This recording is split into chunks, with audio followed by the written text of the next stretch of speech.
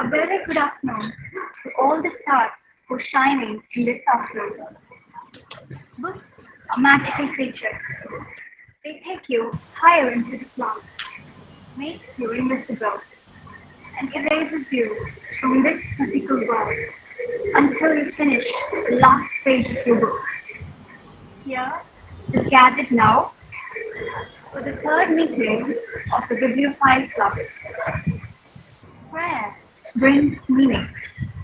With grace and faith, one could even move the mountains. Here we have Mrs. Scott, first MA English, to speak the grace of God.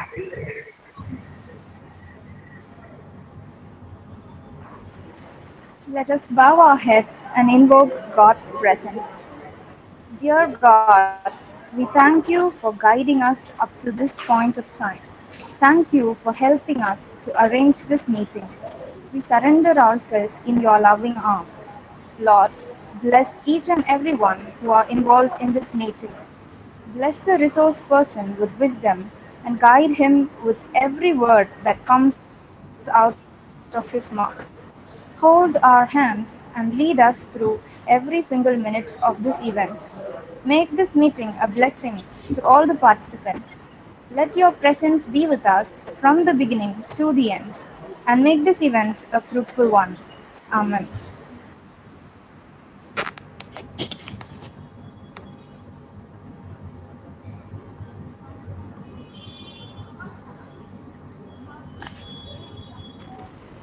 Thank you, Mrs. Scott.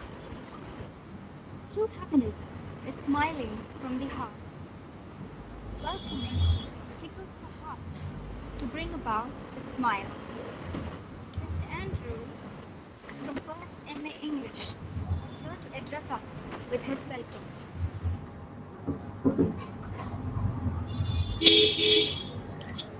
A pleasant afternoon to everyone gathered here. Coming together is a beginning. Keeping together is a progress. Working together is a success. It's a glad welcome we bring to you this afternoon, filled with the desires, hope, and dreams we all share. It's my pride and privilege to welcome this gathering to the third meeting of Bibliophile Club. First and foremost, I would like to welcome Reverend Dr. L. John Peter Arulanandam, S.J. He is the man who is a perfect example for sincerity and punctuality. Welcome you, Father. Next, I welcome Dr. B. L. Jayapal, Head, Department of English. He is a man with a full of positive thoughts and always guide our whole department with his motivational talk and support. Welcome you, sir. I would next like to welcome our resource person, Dr. Anurag Ambasta, Coordinator and Assistant Professor, Department of English, St. Xavier's College of Management and Technology, Patna. Welcome you, dear sir. Thank you. Next, I welcome Dr. Amutha, Coordinator of Bibliophile Club. Welcome you, ma'am. Last but not least, I take this opportunity to welcome our staff members and my dear student friends. Once again, I welcome every one of you.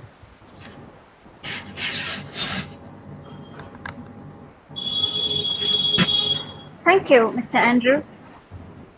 Every individual loves to be happy and aspires to be praised.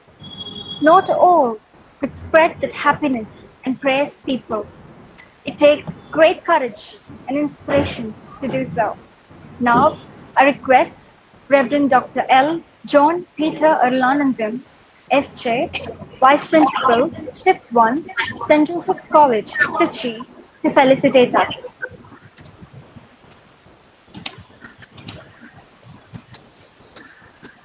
Respected Dr. Anurag Ambasta, Coordinator and Assistant Professor, Department of English, St. Xavier's College of Management and Technology, Patna, the resource person of today's program, Dr. V.L. Jayapal, the head of the department, Dr. M. Amutha, the program organizer, all the other faculty members of the Department of English, and all the participants. A pleasant good afternoon to each and every one of you. On behalf of Reverend Father Secretary and Reverend Father Principal, St. Joseph's College, Trichy, I extend a warm welcome to the resource person of today's program, Dr. Anurag Ambasta, who is awaiting to deliver a lecture on book review, A Scrupulous Persuasion. Welcome you, sir. Thank you, Father. I came across certain points about book review. They are, start with a couple of sentences describing what the book is about. This is probably the best way to introduce any review because it gives some basic information about the context. But make sure not to go into too many details. Keep it short and sweet. Second, discuss what you particularly like about the book. Pick out the most important aspects of the book. Focus on your thoughts and feelings about the book and as the way it is being narrated. Third, include brief quotes as examples. Including quotes is always a great idea because it gives examples for everything that you are saying. Fourth, write a conclusion that summarizes everything. Just like the introduction, keep the conclusion also short and sweet. It should bring up the main points of your review, along with your overall opinion of the book. Dear participants, there may be some other criteria to do the review of a book. But if you want to do the review of a book, you must become a voracious reader. Reading is one of the important habits one needs to develop in life. It is rightly quoted that books are your best companions. Good books can inform you, enlighten you, and lead you in the right direction. The following are the benefits that I experienced by reading books. First, it increases knowledge. Active reading is a process that enables lifelong learning.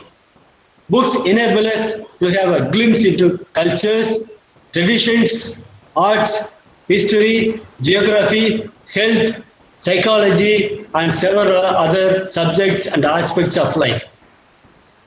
Next, reading boosts our imagination and creativity.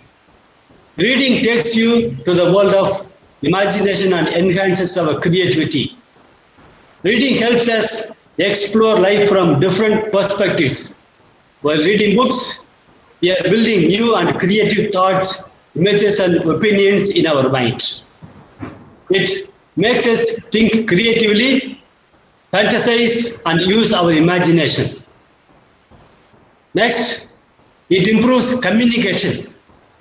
Active reading increases our vocabulary exponentially. We learn the art of using words creatively and effectively. We are able to communicate our thoughts and ideas effectively. Overall, it will boost our confidence and enhance our communication skills. Let me read a poem written by an unknown poet about reading books. 20 minutes a day. We have the time, and so do they. Read while the laundry is in the machine. Read while dinner cooks. Tuck a child in the crook of your arm and reach for the library books. Hide the remote. Let the computer games cool. For one day, your child will be off to school. Make it fun. You have the choice.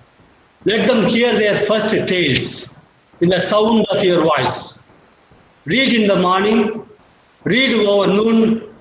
Read by the light of good night moon. Turn the pages together, sitting close as you will fit, till a small voice beside you says, "Hey, don't quit." Dear participants, I was very much impressed with this poem because it consolidates the significance of reading books. Hope you will also follow the same. My sincere appreciation to the HOD, Dr. V.L. Jebal, the head of the department, Dr. M. Amutha, the program organizer, for having taken initiative to arrange this meeting through online platform. I believe we will be organizing many more programs in the days and in the months and the years to come. May God bless all your efforts and may He continue to guide you. All the best.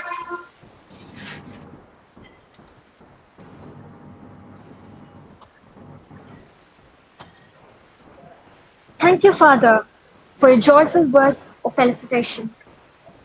People with introduction can be identified and related well. Introduction to a resource person is a must, as it promotes their place in the minds of people. Now, Ms. Andrea Maria Lastis of 2nd MA English will introduce the resource person. A warm and pleasant afternoon to everyone out here. I consider it a great honor to introduce our resource person for the day, Dr. Anurag Ambasta, the coordinator and assistant professor, Department of English, St. Xavier's College of Management and Technology, Patna, since 2011. He has written and directed plays. He has also acted in a movie named The Bathtub. He has been a part of the live radio broadcast in Patna. He has published many articles and a book. He has presented several papers in national and international seminars. He's been a resource person at Patna Science College and Patna Women's College, and also a judge at Notre Dame Academy. He has been felicitated by Dr. C.P. Thakur, Member of the Parliament, Rajya Sabha, for his constant and honest contributions in academia in 2017. I feel honored to welcome you, sir, and I'm sure that you are going to enlighten all of us today. Thank you. My pleasure. Thank you. Thank you so much, Father, for making making this all easier. Your introduction is actually a kind of gateway to my presentation or my stuff, what I'm going to share with our children. May I request Dr. Amutha if you could present the slides.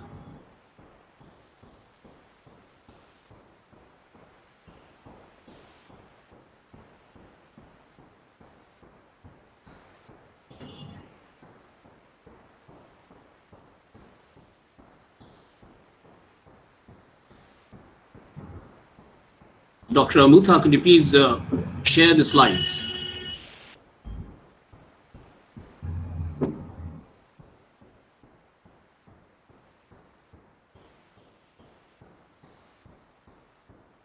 Oh, fine.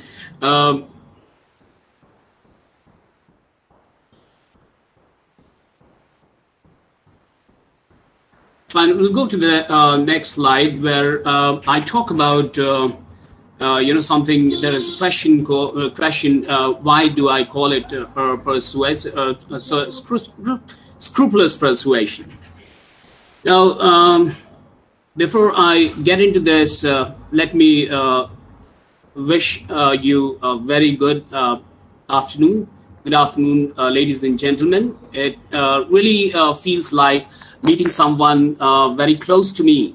Though I never met anyone there in person, but still, the kind of emotions, the kind of feelings that I came across for past a few days, it brought me closer to St. Joseph's College. I remember the day when the IQAC of my college, Sister Grace, asked me if I could speak to Dr. Amutha from St. Joseph's College. I said it was always a pleasure, but why?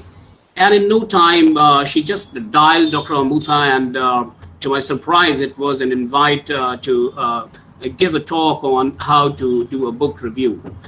Well, I did not know whether I should accept that or not. My father was not keeping well, and he would have to be taken to hospital any time. It was like what to do and what not to do, and the next day was a very bad day for me and for my family, as I had to rush my father to health facility. And everything went in flux, but thank God, he's all right now, he's back home now, and I must thank Dr. Amutha for all her phone calls and prayers. Your phone calls were really empathetic. Reverend Father Secretary, Father Dr. S. Peter S.J., Father Principal, Dr. M.A. Xavier S.J., Father Vice Principal, Dr. John Peter S.J., the head of the Department of English, Dr. L. Jaipal S.J., Dr. Amutha, the faculty members, and the students of St. Joseph's College, Trichy. Thank you so much for inviting me and giving me this opportunity. I shall start with, what Shelley says about book review. Shelley, in one of his poems, Adonis, he writes, reviewers, with some exceptions, are a stupid and malignant race. Now, the question is as to which race do we belong to? Are we the exception or stupid and malignant? The proper role of, a literary critic had been in question throughout the 18th century. The popular press was growing rapidly, but many of the new publications works were hastily written and were so poorly brought out that people started questioning. This finds a space in Jonathan Swift's book, A Tale of a Tub. Here Swift underlines the ways in which unscrupulous booksellers would use dishonest tactics to move stocks, overrating the popularity of a new work that was in fact not selling well at all. Naturally, critics were not perfectly impartial. They had pet peeves, and access to blind friends to reward and enemies to punish. Undoubtedly, in a marketplace increasingly accessible to writers, sellers, readers, there was a growing niche for specialized critics who would play a role very much like, very much akin to our modern book reviewers, helping their readership find quality books amid quantity. However, the number was virtually negligible. In all art is propaganda. George Orwell says, it reads, in much more than 9 cases out of 10, the only objectively truthful criticism would be the book is worthless. While the truth about the reviewer's own reaction would probably be, this book does not interest me in any way, and I would not write about it unless I were paid to. I find this ridiculous and immaturely nonsensical. How come one be so mean to belittle a book like this? See, this is why I feel that that reviews have to become scrupulous and honest in their pursuit. If the reviewers are honest, then definitely they will pull the readers. and the reviewers ought to be smart in their selection and in their readings, and shall always find ways and means to persuade readers. There should not be any space for publishing propaganda. Now, why do I call it publishing propaganda? Because, in most of the cases, if we look back to the 18th century publishing culture, publishers and even some authors, they were trying to hire book reviewers or the so-called true critics to write, to spread propaganda about their book. And this is how they were making their books successful. Whereas if you take those books now and you read it, you'll find those books worthless. But at that point of time, those books were very, very, they were very, very famous. So rather, we must try and make it a scrupulous persuasion, benefiting authors, publishers, and the readers at large. Maybe go to the next slide, slide 3. The next slide, we discussed this. Next slide, yeah, fine. So it's book reviews. I'll tell you the meaning, definition, and explanation. Now, I'll tell you what. What I am today is because of my students. And I must acknowledge my students. They have shaped me like this over the years.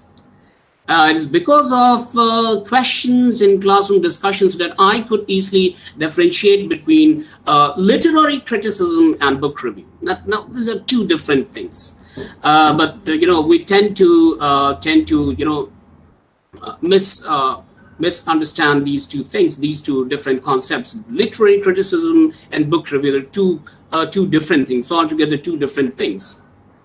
I'm reminded of one of my undergraduate students who once asked me as to how to draw a line between literary criticism and book review or popular fiction reviews.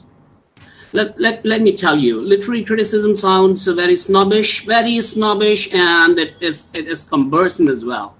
It has its specific purpose in academia. Outside your campus, outside your college, you hardly find people talking about this literary criticism. They may talk about book reviews, but they don't talk about literary criticism as such. So readers will always be interested in your opinion of the book that you have read. Whatever you have loved the book, whether you have loved the book or not, if you give your honest and detailed thoughts, as Father has mentioned just now, that people will find new books that are right for them, and they will definitely enjoy the books. So the first thing that we need to do as a reviewer is to pick up any title from the new arrival desk, read it thoroughly, analyze it critically. Now, again, I tell you that literary criticism is very different from book review. Now, when I say analyze it critically, I mean that you will have to have that critical sense whenever you read it. I'll be discussing this later, and how in details, that how this analysis or critical analysis of a book, works. So what happens? You talk about the meaning of the quality of the book. You talk about the characters of the book. You talk about plots and subplots. So, but what about non-fictions? We can talk about these things. We can talk about these elements in fictions. But what about non-fiction? Now, in non-fictions, we primarily, go by, what a reviewer provide us in terms of context. Now, what problems or issues has the book spotted? Like, for example, I have one book with me, which is non-fiction, which is written by one of my friends.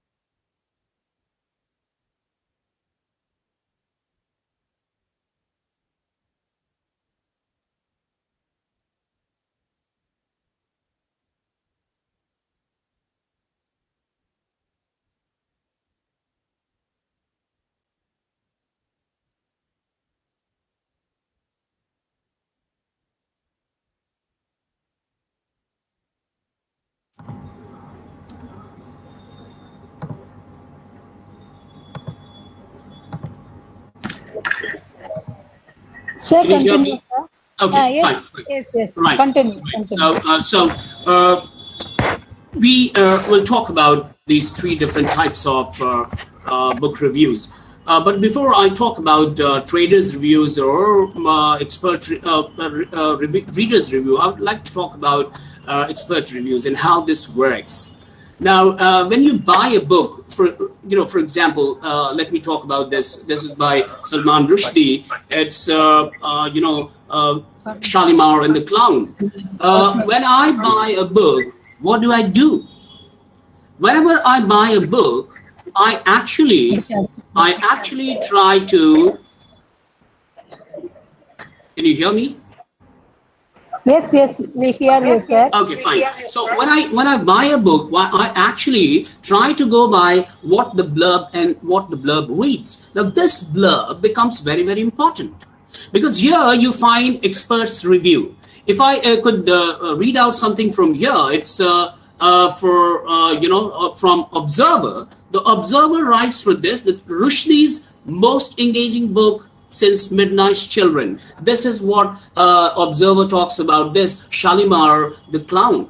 And it reads, it is a lament, it is a revenge story, it is a love story, and it is a warning. So there are many other that Independent, again, another newspaper, it writes deeply disturbing and immensely moving.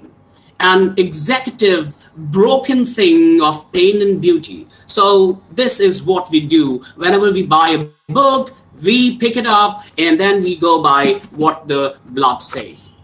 Now, I'll talk about more about this after we discuss, once we are done with this, the first one, that trade reviews, or what we call the reviews by the traders. Now, why do we do this? Why do we have this?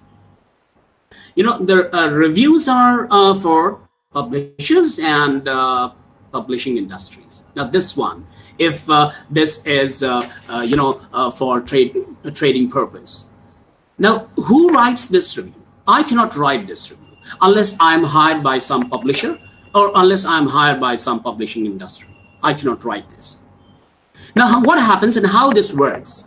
Now, this review is actually from the source of this Publisher Weekly. There are many other like Kirku. Then we have Forward Reviews. These are some agencies which hire people to write reviews for books. But when they write reviews, it's not that when the books are in the market, they write reviews. It's not like that. They actually plan in such a way that the moment the book reaches the market, the review is ready, because they have to allure their sellers and the buyers as well. Now, who are the buyers in the beginning? It's the libraries, booksellers, and also the media person. Now, how do they write? The reviewers, these reviews actually help publishers research, reach stakeholders, as I told you. Trade reviewers typically require books to be submitted for review a minimum of 3 months before it comes to the market, so that they get ready with the whole idea and they could easily persuade the buyers or their stakeholders. Now, let me talk about expert reviews. Now, if a book is recommended by people like Tabish Khair, you must have heard of this great name. Tabish Khair belongs to, he belongs to Patna, Gaya, and he is in Denmark now. Now, Tabish Khair, if he reviews a book, I'll definitely go and buy it because I trust him as a reviewer. If Pankaj Mishra is there, the author of Butter Chicken in Ludhiana, you buy and read it. If he is reviewing a book or reviewed a book, I'll definitely buy it, get hold of it as soon as possible and read it. If it is Stephen King, again, another great name. If it is, Dwight Garner, another great name. If these people are reviewing, I'll definitely buy. I blindly trust them. Now, this is why I say that expert reviews are different from reader's review. Now, reader's reviews are very, very common. Very common. You buy a book, and Amazon asks you to write a review and give some ratings, and you do this. Now, as this we have because you will want their codes on your books when the book is printed. As I told you, it's already there on the blurb. The blurb matters because as a buyer, I feel that if I get a background of the book, it becomes easier for me to get through the book. Otherwise, it's very, very, very difficult for a reader to understand the book. You get a rough idea of what the book is, all about. Now, reviewer's review, as I told you, it could be anyone. I bought 2 books recently from Amazon, and Amazon asked me, to write a review and give my ratings. This is reader's review. So we are basically talking about expert reviews. We are trying to look at this topic, a book review, or how to do a book review from experts' perspective. Now, can we go to the next slide? Yeah, how to read a book. Now, reading books like a reviewer. I'd like to go back to what Father said about this. You have to become active. If you are an active reader, you are actually a good reviewer. You can't be a passive reader. You take a book one fine morning and you decide that I'll finish this. You go by just 10 to 12 pages, and then you feel like going away somewhere. You are not an active reader. If you are an active reader, and you will definitely get through the book, you will get an idea and get a feel of what actually the author tries to say. Now, if you look at the slide, at the bottom of this slide, I have something like where the amateur reader ends and the professional critic begins. Now, I happen to be an amateur reader. Let me share this with you. I happen to be an amateur. I was just reading for pleasures. Later on, when I became a student of literature, I became very, very serious about books and about the way the book travels its the story of a book travels its journey. So reading a book is very easy, but reading through a book, this is what we are going to talk about. Reading through a book is altogether a difficult task. Now, what is the difference between reading a book and reading through a book? If you are an amateur reader, you will you'll simply read the book. If you are a professional reader, or what Father said, an active reader, you actually try to go through the book because you love to talk about characters. Dickens's David Copperfield is still at the back of my mind. Whenever I see a boy working in a chai shop, I am always reminded of David Copperfield's childhood when he had to work in a bottling factory. Now, this actually made me, that professional reader. You have to become a professional reader.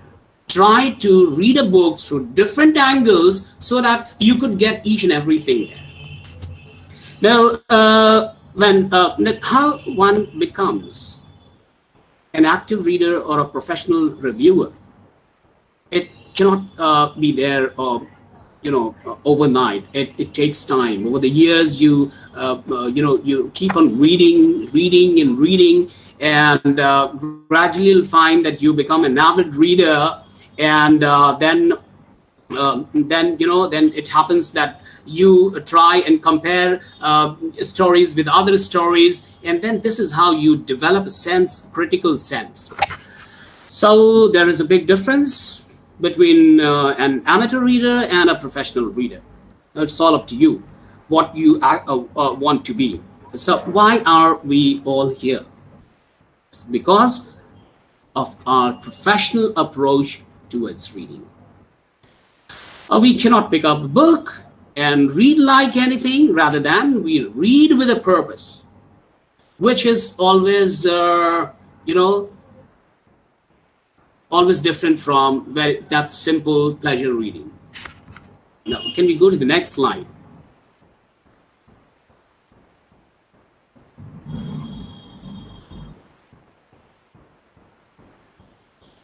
Yeah, it says how to do a book review. Now, your opinion really matters because you are a reviewer and you are an active reader. You are trying to scan the book like an X-ray machine. You're scanning the book. Now, when you scan the book, you actually trying to read things between the lines. And when your opinion is there, let me tell you, it always attracts the readers. It attracts readers' attentions, interest, and and compels them to go by your recommendation. If I recommend you this book, Husband of a Fanatic, I will have to recommend you in such a way that you feel it. Feel it like going to shop after this session and buy this book or place an order for this book. So you actually try and make readers feel what and how you felt while reading the book, which essentially works like a pulling device. You pull the attention of the reader. See, there is, of course, no set formula as such for writing a review. You are free to weave your own personal take on a particular book. I would have my opinion. If I give this book to you, Husband of a Fanatic, you will have your different approach to the book. If you give the same book to someone else, he or she will have altogether different idea or different opinion. However, what I have observed over the years is that people, generally start with the small summary, as Father said in the beginning, the small summary of the book.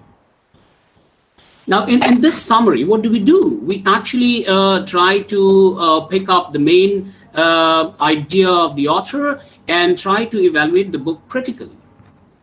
The one thing, that I would suggest here is to try and avoid making your reviews, a reviewer-centric.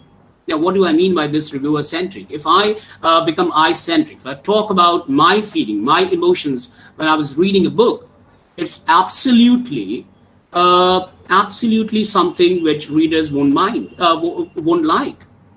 So your job as a reviewer is or should be just to get them some pull factors, so that they could go and buy the book and they invest time to analyze the book on their own. So try and avoid subjective approach. Even if you feel like doing or making use of subjective approach, I always request my students to make it a mixed sort of thing. Let it be subjective and objective both. If these two elements are there, subjective approaches are there, the subjective approach and objective approach, you are actually trying to give space to the readers as well, the readers who actually who trust you as a reviewer. Now we'll go to the next slide. Can you go to the next slide? Okay, fine. So it talks about hook. What is the hook? Now I can show you something here. This is something I subscribe, Biblio. You must have heard of this, Biblio. Many Biblios. If you subscribe this Biblio, you'll find that this is something it reads a review of books. This Biblio has many reviews of or the books which is published or which are published recently. Now, Hook, you'll find that the reviewers here, they always try and make use of this theory, Hook theory. Now, what is this Hook? The hook could be a statement line. A hook could be something which you can directly take from the book itself, and it is a statement or a statement line that catches readers' attention and and piques their interest as well, and hence they are hooked completely or compellingly and are bound to read. So this becomes very, very important before you start writing writing a review for a book. So the first thing that I always ask my students to read the book thoroughly and try to get some statement line or some quotations or some phrases which you feel like making a hook or a statement line which could attract your readers. Can we go to the next line? Yeah, thank you. It's essential informations. Now, what are the essential information? The title of the book. Now, this is the title of the book, Husband of a Fanatic. If I talk about this book, Husband of a Fanatic. Now, who is the author? Amitav Kumar, author. Place of publication is India and New Delhi. Now, publisher is Penguin. Number of pages are this 327. Then the category of the book. Now the category is always at the at the back of the page. It's non-fiction. It's non-fiction rather. It's travel. Then the price is 800 and something. Then ISBN number. Now this becomes very, very important. Without this, I don't think your review would be successful, because this ISBN number helps you locate the book. Now, can we go to the next slide? Okay, basic. It's about summary. It's basic summary or plot summary. Now, there is something there on the screen. It reads who, what, when, how, where. Now, I'm reminded of my professor, Dr. Shankar Dutt, when he used to teach Shakespeare's Hamlet. He always talked about this, how this plot functions. He talked about exposition. Then he talked about rising action, the climax, and the falling action. He talked about this exposition. So we, as a reader or an active reader, always look for these things. How this book starts. What is the exposition of the book or the story? What is the rising action, climax, falling action, and then resolution? Now, the main events of a play or novel or film or any similar work devised and presented by the writer as as an interrelated sequence in the sequence. Now, if I talk about Shakespeare's Hamlet, what happens in Hamlet? Now, Hamlet's father's appears as a ghost in the beginning.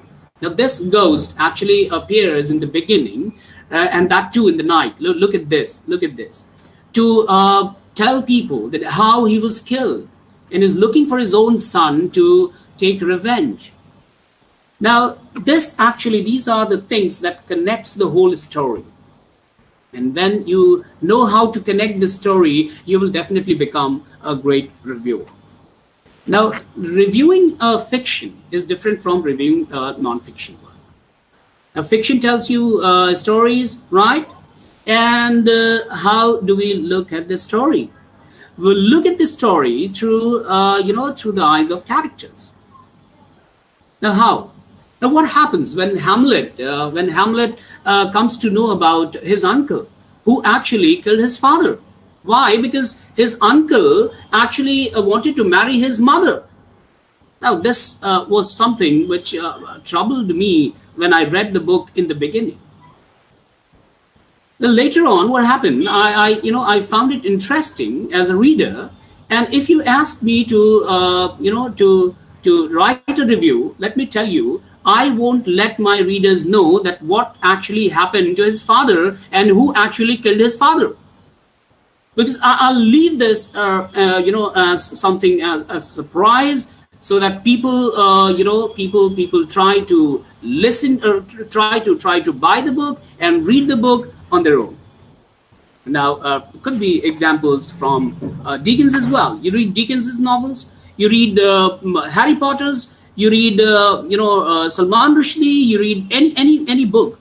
Or Tale of a Top by Jonathan Swift. Again, it's a non-fiction. It's a prose piece, which I'll talk about it, how we could look at this non-fictional work, non-fictions, how we can review a non-fiction.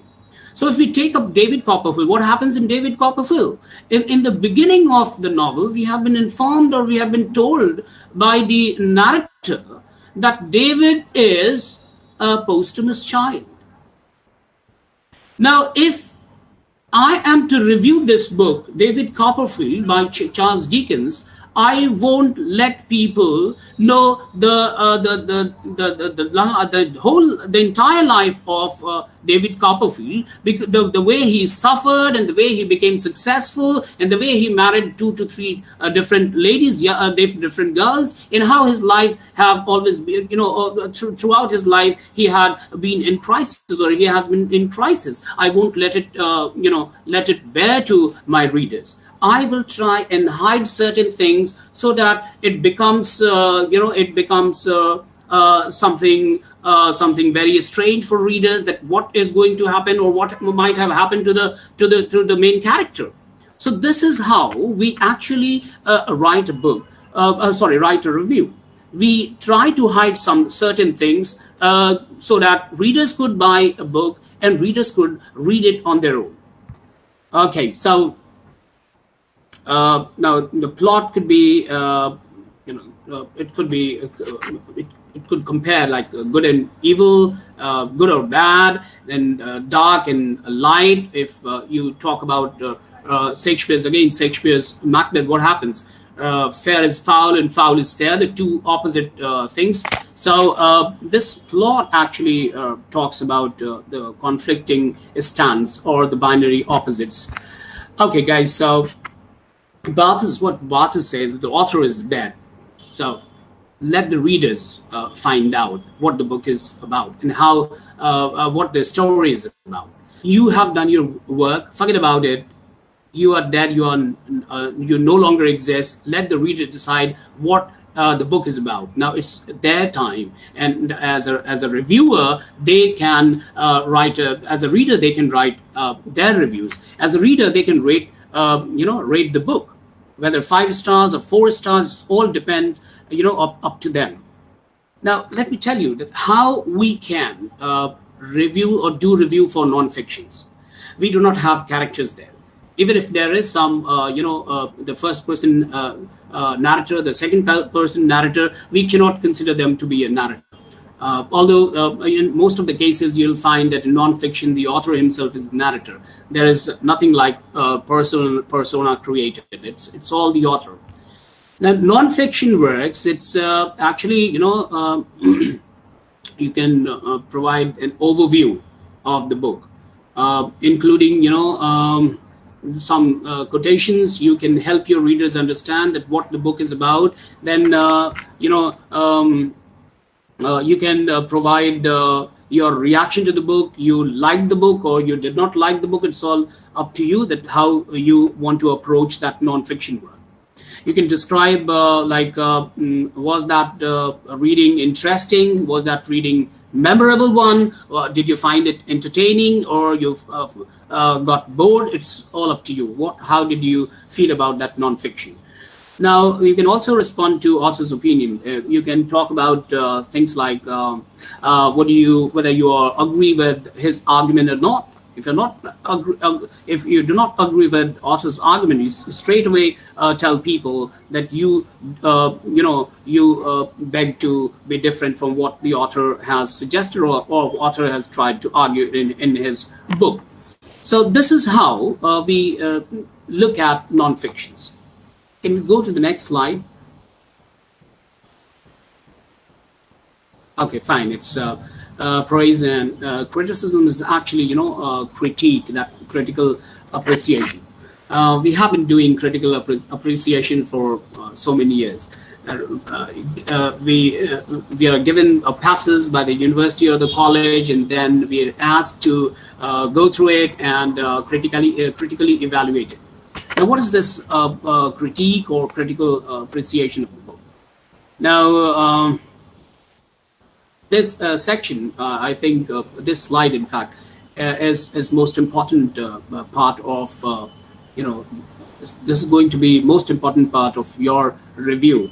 And it should be the longest one, I presume. I'm really sorry. You'll have to bear with it. Bear with me. See, anyone can summarize a plot. But what is your unique take on this? What is that unique take on this? You have to, find ways and means where you could make your readers understand that the review that you have for them is altogether different from others. What is unique with you? You go through this story, try to connect the dots, and then tell people that how do you find this story different? How do you look at this story differently? Okay. Now, simply saying a book was good or bad won't do. Oh, I did not like the book because it was boring. Oh, I did not like the book because it was too long and too many pages. Let your audience know why you think it is a great read. Let your audience know why do you think that it is a must read. Now, when you start sharing these details, you are actually trying to help your readers form an opinion. You're actually trying to pull your readers to buy books of your pasha, books of your taste. Now, there are certain questions which we must have at the back of our mind when we write, or when we write a book review, or when we have this critique or critical analysis of book. Now we'll have to find out the genre, whether it's a poem or non-fiction or a fiction, or it's a play. How does it match up to your expectations? Did you really like it, or you did not like it at all? Now, which point of view does it use? How does that contribute to the story? Do you think that what the author is trying to establish or trying to say was actually it went along the line? I mean, the whole idea of the book, writing the book, is it really worth it? Now, what is the theme of the book? You'll have to find out the theme. There could be many themes, like 5 themes, 3 themes, or there could be one theme. You'll have to find out what theme the story moves with. Now, does the story start with action, or the story starts with the narration? If it is a first-person narrative, second-person narrative, or third-person narrative? Now, what emotions were you left with when you read that book? How does this book compares to other works by the authors or the same authors? When you compare this book, particular book, with this, with books, different books by the same author, how do you find this book? Now, you can start with a couple of sentences like. I would say there's something which everyone talks about, that's spoiler. We must try and avoid the spoiler. Now, what are these spoilers? Now, if you reveal, a plot twist. Now, what is a twist in a plot? I gave you an example of Shakespeare's Hamlet. What happened in Hamlet? The death of his father. That's the twist. What happened when he wanted to kill his or take revenge, wanted to kill his uncle Claudius? It's again a twist. I won't reveal these twists to my readers. If the book is part of a series, it could be useful to mention this, that what actually it happened in the first issue of the first book. We found that this character died, and then you'll try and hide that what actually is happening in the next series. Now, so spoilers, if spoilers are there, you will actually lose the interest of the readers. So you have to hide those plot twists. Now, discuss what you particularly liked about the book. You try and focus on your thoughts and feelings about the story. You could try answering questions like, who was your favorite character in the book? Now, if I talk about Charles Dickens's David Copperfield, my favorite character is Annis. My favorite character is Dora. Now, there are many other questions like, did the story keep you guessing that what is going to happen next? What is going to come after this? Were certain types of scenes written or particularly well or well explained? Did you find the book did you find the book interesting? Do you think that it can make you laugh as a reader, or you think that it could make you cry?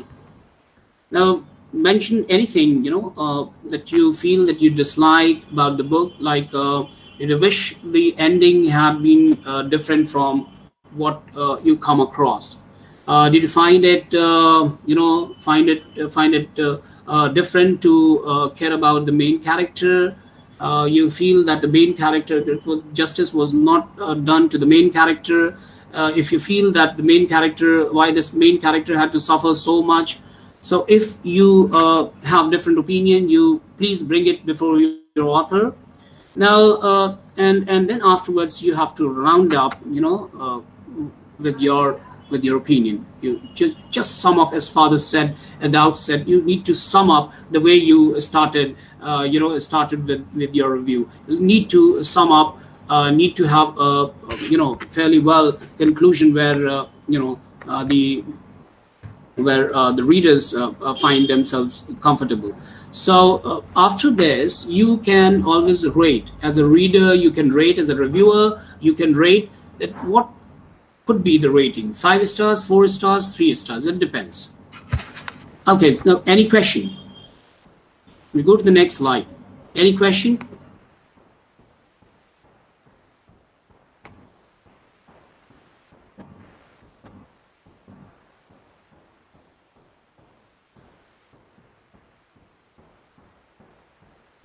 Thank you so much, dear sir, for enlightening us and sharing all your ideas and teaching on how to review a book in a professional way. Questions are born out of curiosity and knowledge. This is the perfect time to put forth your questions. Participants, if you have any queries, kindly unmute yourselves, or you can post it in the chat box.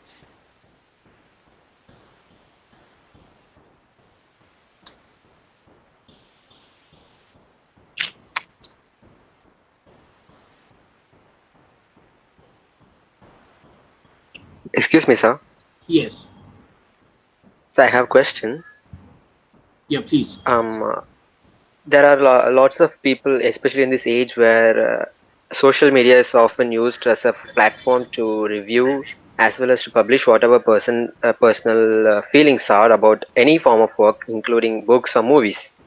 Yes. But currently, we can see lots of books as well as lots of movies franchises being defeated or brought to an end by reviewers who are not that capable of reviewing it, who are not that expert in giving a good review. So if you have any suggestions for a better place to review, get a good review of a book, what would it be, sir?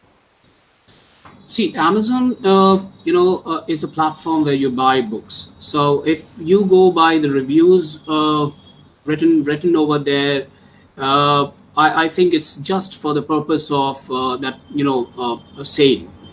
So reviews, I would recommend this Biblio. If you could subscribe this Biblio, and there are others like independent, then we have the Times from London, then we have Times of India, which you can easily subscribe, and then Hindus reviews are always I found Hindus reviews better than others.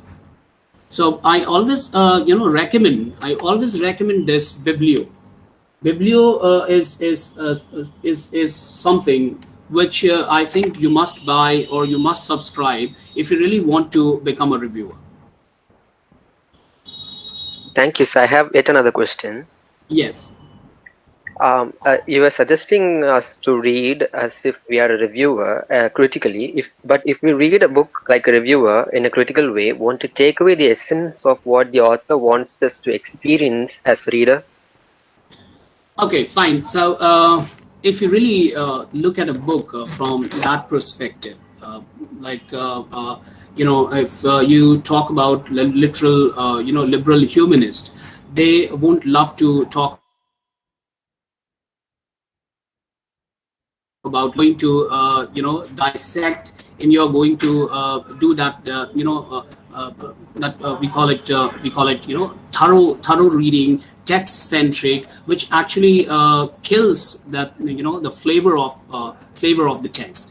But I don't think if you are looking at a book critically, doesn't mean that you are making use of literary theory. You are not going to look at a book from a Marxist perspective. You're not going to look at a book from from a psychoanalytic perspective. Rather, you are trying to look at a book from a critical perspective, which means that that you try to find out whether the characters have been given space, whether the story makes sense, whether the story easily connect to the audience, whether the story has a proper proper flow. This is what actually I mean by book review. You are not a literary critic, rather you are a book reviewer. That's I made it clear in the beginning. If you are a literary critic, it's altogether different thing because it belongs to academia. It's not for everyone, or it's not for commonplace people. It's for people who come from academia. When you are writing a book review, you are writing for commonplace people, ordinary people who could easily read and understand that what actually the book is about. I hope I'm clear. Yes, sir. Yes, sir. It's clear now, sir. Thank you, sir.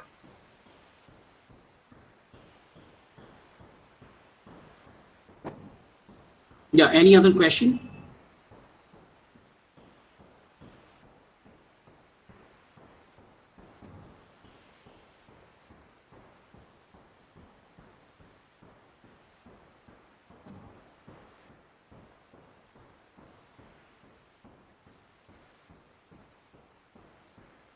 Participants, do you have any other questions?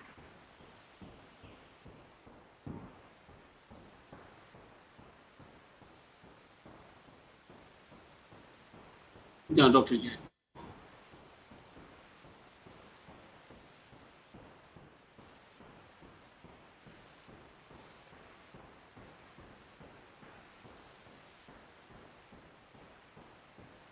Thank you, Dr. Jaipal. Thank you, sir, and thank you, dear participants. Gratitude is an elixir to a dry soul. Thank you, Dr. It forms an oasis in a desert. I invite Mr. Tony Vendamuthu of 2nd MA English to propose the vote of thanks.